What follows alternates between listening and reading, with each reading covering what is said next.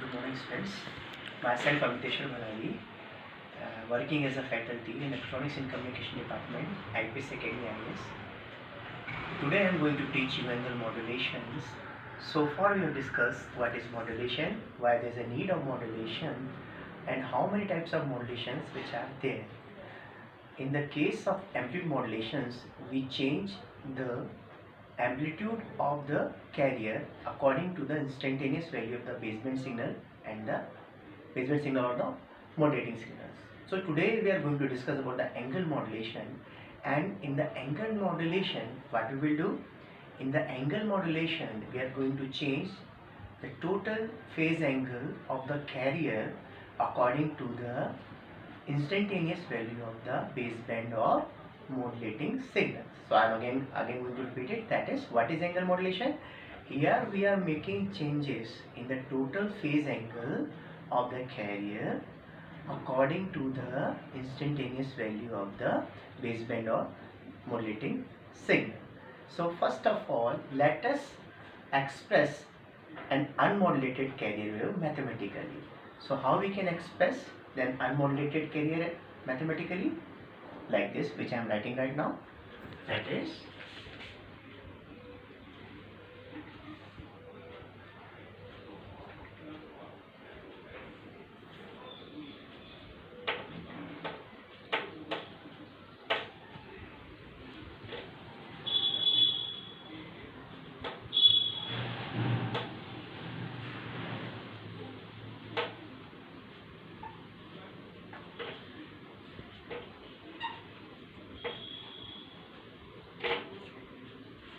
so that's how we can express an unmodulated carrier wave. What is A here? A is the amplitude, and this omega ct plus theta 0, this whole quantity can be represented as psi.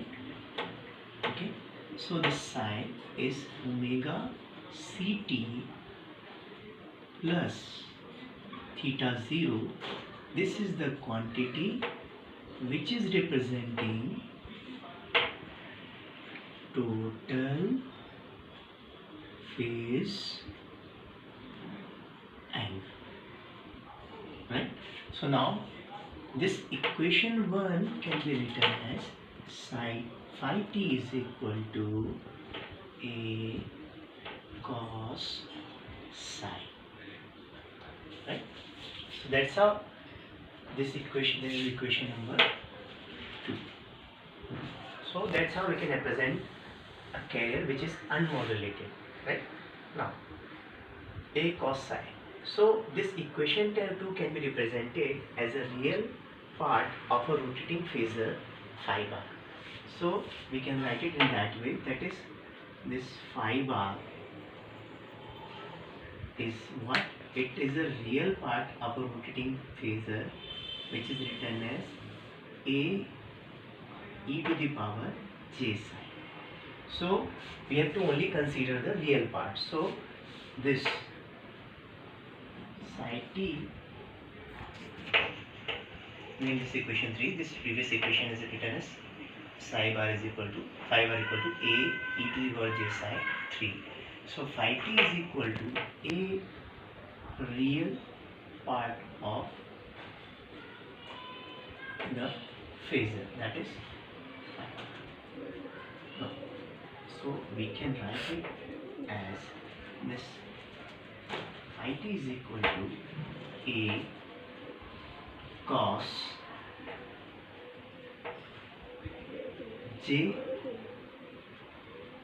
cos pi, just a minute, I'm adding the name, that is this phi t will be equal to a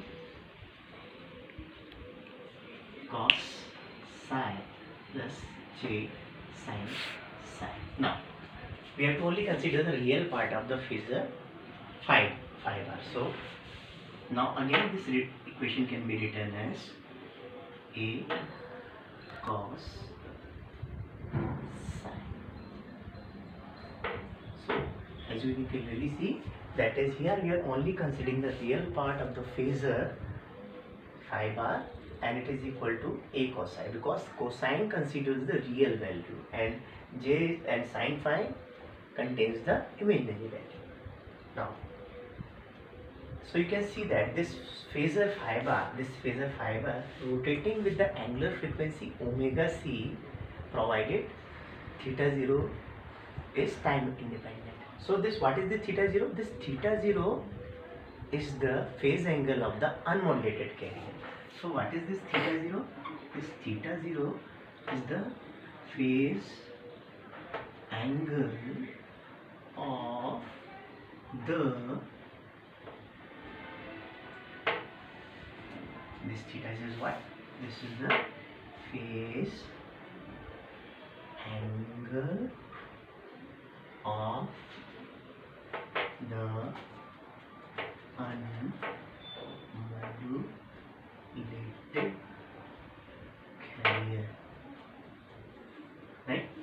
So what we have discussed, that is how we can represent this represent an unmodulated carrier wave, that is phi t is equal to a cos omega ct plus theta 0. So what is this here? This omega ct plus theta 0 can be represented as psi, and this psi is equal to omega ct plus theta 0 will represent the total phase angle. So this phi t is equal to a cos psi, and this phi, this here we see that this phi, which is this phi rotates with the this phi which is phi, which is a rotating phasor, which only consider the real part. So this phi bar is a rotating phasor, and we are only taking the real part of this phasor. So we can write it as phi t is equal to a re phi bar. Since we have to only consider real part, first of all we will write the full expression, that is phi t is equal to a cos psi plus a sin phi. So cos psi is the real part and sin psi is equal to is the imaginary part.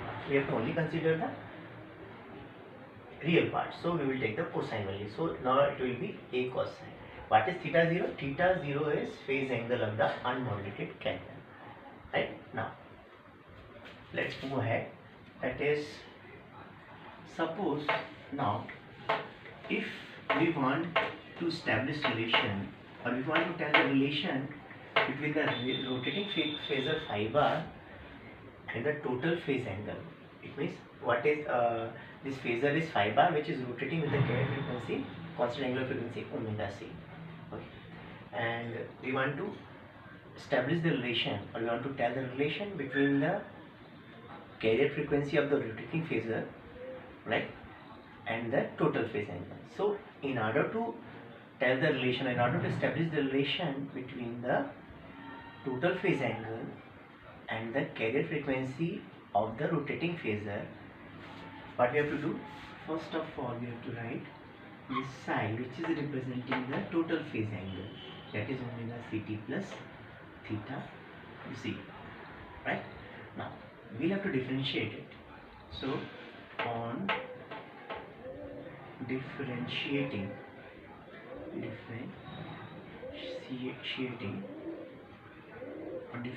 what we will get? We will get d psi upon dt is equal to omega c. So you can see here this derivative. This is your equation number, yes, this is your equation number 5. So this is the equation number 5, which is representing the derivative. So this derivative is constant with time. Now what will happen in general, that is in general this derivative will not constant with time, it will change with the time, and accordingly your frequency will change, and it will be known as the instantaneous frequency. So now this equation 5 will become d psi upon dt is equal to omega I. This is your equation number 6. So you have to understand the difference between this frequency, which is a constant angular frequency, and this is the time varying frequency. It is the time dependent frequency. So here this omega I is nothing but it's the time dependent frequency, or it is known as the instantaneous frequency of the carrier, which is depending on the time. So what is omega I? Omega I is time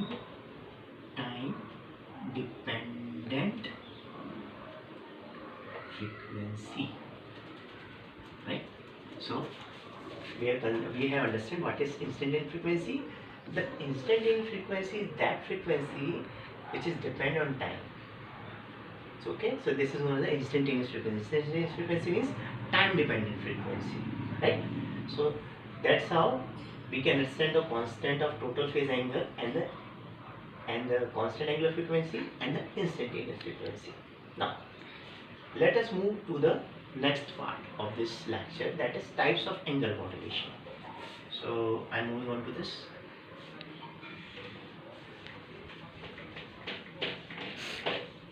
That is types of angle modulation. Now, types of angle modulation. Types of angle modulation. There are, what is we are doing in the angle modulation? We are making changes in the total phase angle of the carrier according to the instantaneous value of the baseband or modulating signal. So you know that an unmodulated wave expressed mathematically as A cos omega ct plus theta 0. Now what we will do in the angle modulation? Either we have to change the phase of the phase in total phase angle, what we can say, either we can change the total phase or we can change the total, or we can change the frequency. So accordingly there are two types of modulation. Okay, so if we make changes in the frequency of the carrier according to the instantaneous value of the, so if we make changes in the frequency of the carrier, then it is known as the phase modulation. Or either we have to make changes in the phase or we have to make changes in the frequency. Accordingly there are two types of modulation, that is phase modulation and the frequency modulation. So this accordingly there are two types of modulation, that is one is the phase modulation. Phase modulation. So what will be there in the case of phase modulation? In the phase modulation, the instantaneous phase angle varies linearly with the modulating signal active about an unmodulated phase angle omega ct.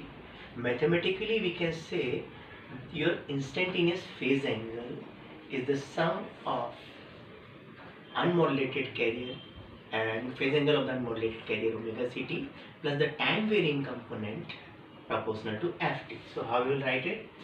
This psi I will represent the instantaneous value of the phase angle, which will be equal to omega ct, right, which is the phase angle of the unmodulated carrier plus the time varying component proportional to ft, that is kp ft. So this is your equation number 7. This is your equation number 7. What is this kp? Kp is nothing but this kp is the phase angle and its unit is radians per volt. Right? So this kp is nothing but it's a constant and it is not carrier, sorry, it's not a phase angle, it's a phase sensitivity. It is a phase sensitivity which expressed in radians per second. I am writing it again, that is this kp is what? This kp is phase sensitivity in radians per volt, right? So that's how we can express the instantaneous value of the phase angle. Now, so if we have to find the value of if you want to find the total phase angle, so we have to write it in that way, that is this psi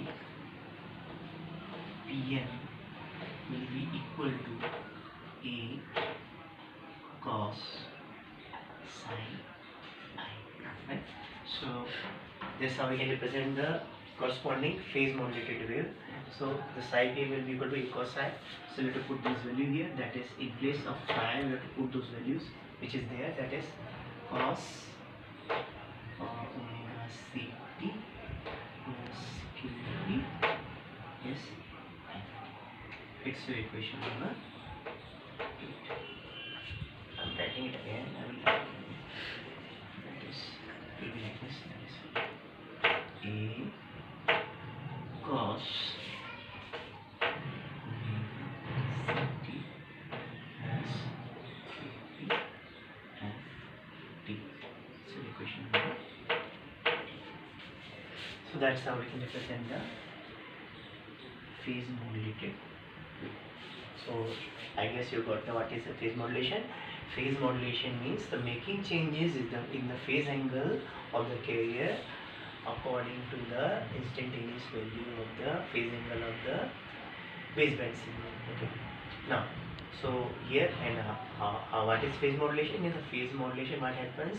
We make changes in the phase angle of the carrier, and this instantaneous value of the phase angle is equal is what? It varies linearly with the modulated signal ft about an unmodulated carrier omega ct, and mathematically it is represented as the phase angle of the, it is sum of the phase angle of the unmodulated carrier omega ct plus time varying component proportional to ft, and it is written as psi I is equal to omega ct plus kp ft, where kp is the phase sensitivity in radians per volt. So if we have to find the, you have to express the phase modulated wave, so we will express it as psi pm is equal to or a cos psi. So in place of psi I will put this value, that is a cos omega ct plus kp ft.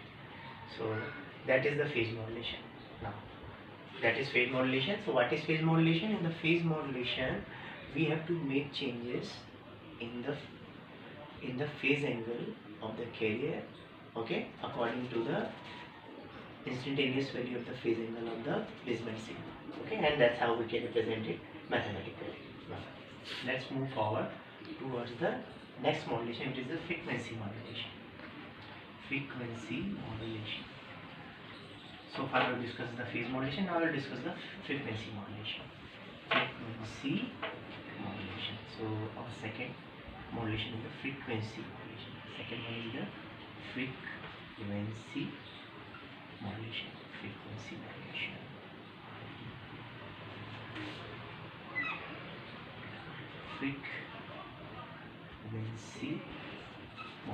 Second modulation is the frequency modulation.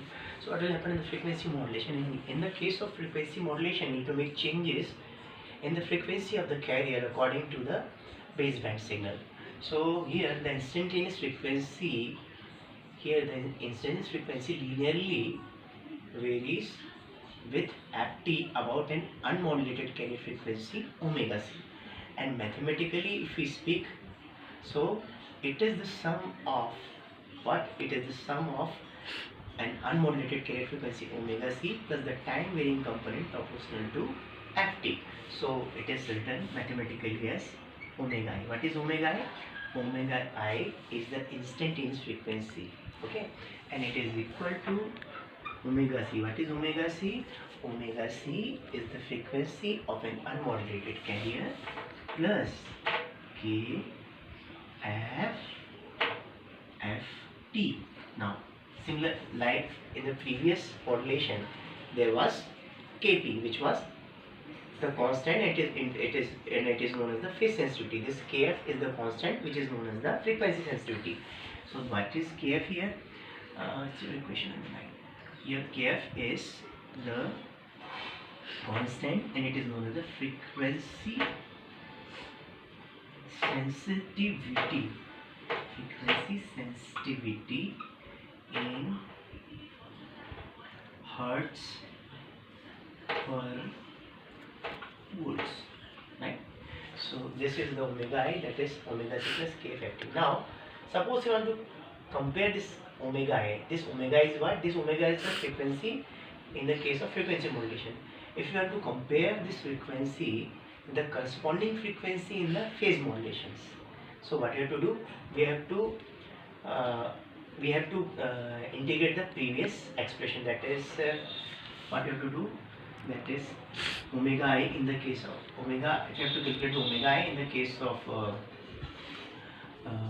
what in the case of a phase modulation, then we have to calculate the what we have to do, we know that is what is omega I. Omega I is the formula of omega I is what, integration of psi dt, right? So we know that. So whatever is the psi value of psi in the case of PM, we have to differentiate it.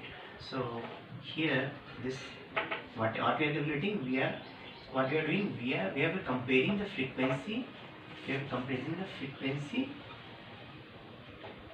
the frequency this instantaneous frequency, not only frequency, the instantaneous frequency.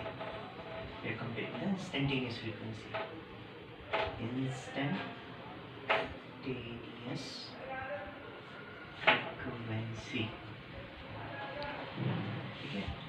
Okay. So we are comparing the instantaneous frequency in case of FM with the